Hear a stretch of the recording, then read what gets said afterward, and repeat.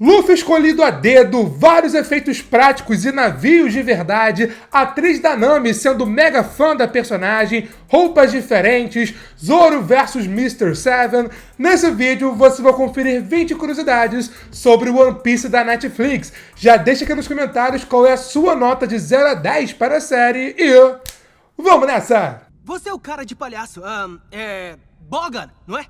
Buggy. Fala pessoal, eu sou o Pedro e bom, como acompanhamos ao longo de toda a primeira temporada, One Piece da Netflix é uma obra muito fiel ao material base, seja o anime, seja ao mangá, e muito disso vem do envolvimento do Eiichiro Oda, o criador de One Piece, na produção da série. Os showrunners, o Matt Owens e o Steve Maeda, enfim, contaram em um vídeo de bastidores que o Eiichiro Oda esteve com eles durante toda a produção da série, supervisionando pessoalmente o roteiro de cada um dos episódios. E caso eles queiram fazer alguma mudança ou acrescentar alguma coisa na história, eles primeiro falaram com o Oda para saber o que ele pensava disso. Aliás, o Oda fez duas exigências, dois pedidos aos produtores da série. O primeiro, explicar as motivações e os sonhos de cada um do quinteto principal e também de manter o foco nas habilidades especiais de cada personagem, como por exemplo, o Luffy poder se esticar e o Bug poder se dividir. Eiichiro Oda sempre foi muito reticente em trazer o One Piece para o live action, porque não é uma obra simples, não é uma história simples, e trazer para a vida real seria muito difícil. Até chegaram a cogitar em fazer um filme, mas ele recusou, seguiu recusando ao longo dos anos, só que tudo mudou quando ele conheceu o Matt Owens, que é um dos showrunners da série. Os dois se encontraram e Matt explicou para o Oda que essa relação vai muito além de ser apenas fã da obra, dizendo que gosta de como One Piece explora as tragédias e as dores da vida, mas ressaltando que elas não te definem, até revelando que o One Piece o salvou em um momento em que ele lutava contra a depressão. Após essa conversa, Oda passou a confiar 100% no trabalho de Matt e Steve, trabalhando com eles para trazer o One Piece para a vida real. Mas aqui me conta, qual foi o episódio da série que você mais gostou? Deixa aqui nos comentários. Eles convenceram Oda a fazerem uma série de One Piece, mas trazer a obra para a realidade não foi nada fácil, e a Netflix apostou e investiu muito pesado para isso acontecer, investindo mais ou menos 150 milhões na produção da série, sendo uma média de um pouco mais de 18 milhões para cada episódio. Com esses números, One Piece se tornou uma das séries originais mais caras da história da Netflix, que mais custou para fazer uma primeira temporada, isso sem contar o marketing insano que a Netflix está fazendo. Mas aparentemente cada centavo valeu a pena, porque a série é muito bem feita e está bombando, mas já eu comento mais sobre isso. Para gravar as aventuras do bando do Chapéu de Palha para a primeira temporada, a equipe literalmente rodou o mundo. Boa parte das gravações aconteceram na África do Sul, na cidade do Cabo, naquelas praias e cenários lindíssimos. Eles também gravaram por um tempo na Catalunha, na Espanha e em Quintana, no México, o país em que o Iñaki Godoy nasceu. Com um grande orçamento, a equipe preferiu usar o máximo de efeito prático possível, evitando CGI nas cenas em que o CGI pode ser evitado, como por exemplo, eles realmente construíram o Going Merry, o Baratier, o Miss Love Duck, o Red Force, o navio do Garp.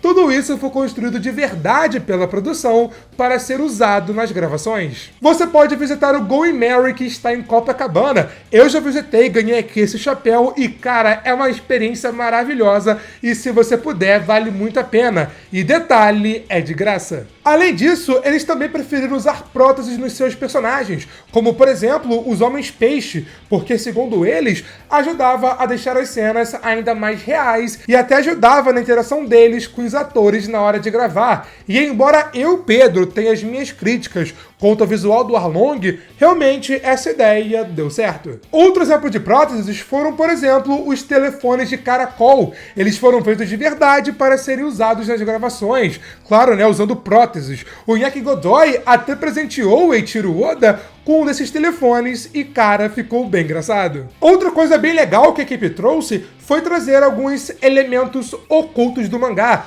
Como, por exemplo, no final de cada capítulo, o Eiichiro Oda respondia algumas perguntas dos fãs, dando a eles informações adicionais sobre os personagens, como a sua altura, idade, comida ou roupa preferida. Eles leram isso e trouxeram tudo aqui pra série. Além disso, para trazer uma sensação de passagem de tempo, os produtores colocaram roupas diferentes dos personagens, diferente do anime, porque lá eles usam direto a mesma roupa, e algumas roupas que foram usadas aqui no live action vieram diretamente de artes conceituais ou de capas de capítulos, que os personagens só apareceram nessas artes, mas não chegaram a usar aqui na história, mas bom, usaram aqui no live action, muito legal. Falando no Oda, tem um vídeo bem especial dele com o Inaki Godoy, né, o ator do Luffy, onde ele conhece o Inaki Godoy e conta pra ele que escolheu ele a dedo para ser o Luffy. E cara, imagina você é fã de One Piece, é escolhido para ser o Luffy, conhece o criador de One Piece e ele comenta que te escolheu a dedo para ser o Luffy.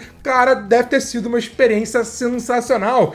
E aliás, se vocês tiverem interesse em um vídeo de curiosidade sobre Inaki Godoy, o ator que faz o Luffy, cara, tem muita coisa bem interessante, é só pedir aqui nos comentários que eu trago essa semana aqui pra vocês. Mas vale a pena dizer que atores brasileiros fizeram um teste para ser o Luffy, mas né, o Inaki acabou se sobressaindo, agradou mais o Eiichiro Oda e por isso ele foi escolhido, faz parte. E na viagem para Tóquio, onde o Inaki Godoy conheceu o Eiichiro Oda, ele foi lá no escritório dele, né, onde ele criou o One Piece, tem várias coisas bem legais e também nesse momento o Oda até colocou o chapéu de palha nele, referenciando essa cena do Luffy com o Shanks. O Inaki sabia da tremenda responsabilidade que seria viver o Luffy aqui no live action. Comentarei mais detalhes caso eu faça um vídeo só de curiosidade sobre ele, mas vale a pena comentar que para se preparar para o papel, ele fez algumas coisas deveras curiosas, como por exemplo, ele virou um marinheiro. Peraí, o Luffy é um pirata, mas ele virou um marinheiro, calma que eu vou explicar porque é o seguinte, para se preparar para o personagem, ele passou 3 meses navegando no mar caribenho, onde aprendeu a navegar em um navio, a cozinhar em alto mar e também a fazer a limpeza de bordo. E isso nem foi a pedido dos produtores nem nada, ele próprio quis fazer isso para ter experiência para ser o Luffy e comandar o Chapéu de Palha. E por essas e outras, ele foi perfeito para o papel. E outra coisa perfeita é o seu like e o seu joinha aqui nesse vídeo. Se você está curtindo aqui essas curiosidades, dá essa força porque assim mais pessoas também saberão. De coração, muito obrigado. E outra pessoa que também foi perfeita foi a atriz Emily Rude, que fez a Nami, que pra quem não reconheceu, é aquela menina que aparecia nos memes do 10/10. Ela até comentou em vídeo de bastidores para a Netflix que a Nami é a sua personagem favorita. E detalhe, isso não é mentira, ela não falou isso apenas para encher a bola dos fãs, porque isso realmente é verdade. Se você for no Instagram dela, que é Emily Rude, né? Afinal, eu fui dar uma olhada e percebi isso, ela tem uns posts de 2 a 3 anos atrás, onde ela já comentava sobre a Nami, sobre animes no geral. Um ano antes dessa escalada, ela pintou o cabelo de ruivo, onde chamou a atenção dos fãs de One Piece por conta da semelhança dela com a Nami, e ao final, bom, ela foi escalada e ficou perfeita no papel. E se vocês também quiserem um vídeo de curiosidade sobre a Emily Rude, também é só pedir aqui nos comentários, porque olhando a minha agenda, dá pra postar ainda essa semana. Ainda sobre o elenco, tem mais coisas interessantes pra gente comentar, como por exemplo, sobre o Makenio, o ator que faz o Zoro. Ele é conhecido como o rei das adaptações de anime, porque esse ano ele fez aquele filme duvidoso, que é bem fraco, né? Dos Cavaleiros do Zodíaco, participou no passado de Samurai X e agora está em One Piece. E para se preparar para a série, ele teve que treinar mais que todos os outros membros do elenco, porque como Zoro, ele, claro, tem muitas cenas de ação e muitas cenas de ação com espadas.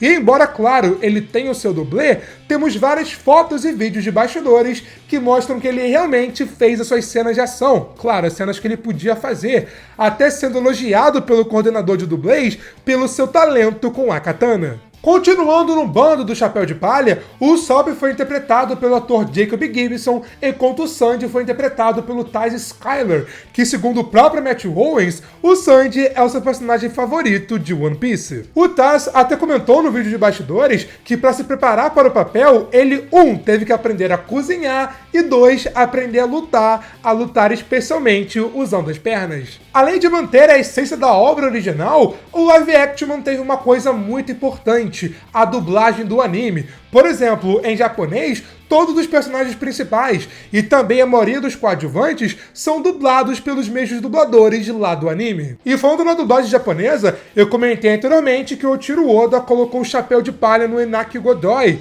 e a Mayami Tanaka, eu acho que eu falei certo, que é a dubladora japonesa original do Luffy, fez a mesma coisa com Inaki Godoy. E aqui no Brasil aconteceu algo semelhante com a dublagem japonesa, já que a grande maioria dos dubladores brasileiros que dublaram o anime voltaram para o live action. Por exemplo, do quinteto principal, só trocou a voz do Luffy, que aqui foi dublado pelo Vini após ganhar uma votação aberta da Netflix. A dublagem brasileira é maravilhosa, eles terem repetido o dublador do Bug ficou muito melhor. One Piece nunca será seu! Você é apenas um garotinho triste e solitário! E as cenas no geral ficaram ainda melhores e ainda mais divertidas.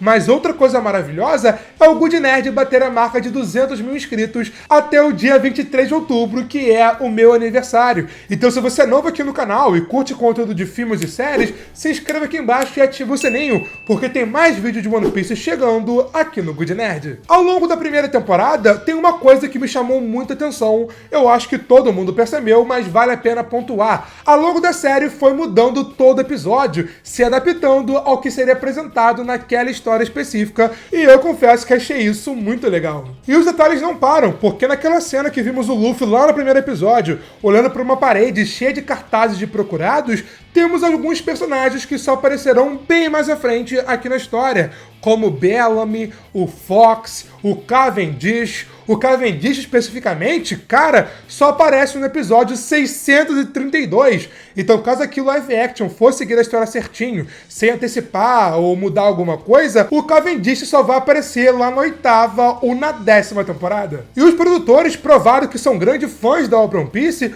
com uma cena já no primeiro episódio, a luta do Zoro com o Mr. Seven. Essa luta nunca aconteceu no anime ou no mangá, nunca vimos de fato, mas é mencionado que ela aconteceu. Então os produtores resolveram mostrá-la aqui pela primeira vez em live action e foi muito irada. Aliás, o Eiichiro Oda até chegou a rabiscar como que no que é nada, como seria o visual do Mr. Seven que ele imaginou. E esse simples desenho, esse rascunho, serviu como inspiração para a versão em live action do personagem. E a série trouxe mais detalhes, mais easter eggs além desses, como o fato do Mr. Seven ser do Baroque Works e ser enviado por Crocodile, e eles serão os próximos grandes vilões que o Luffy vai enfrentar aqui na história. Também tivemos, por exemplo, o Bug no modo Mini Bug, né, referenciando a essa versão do personagem que é bem famosa. E também tem essa cena que é igual ao anime, que é igual ao mangá. Eu mencionei tudo isso porque, meus amigos, se vocês tiverem interesse, é um vídeo só comentando os detalhes, easter eggs, as referências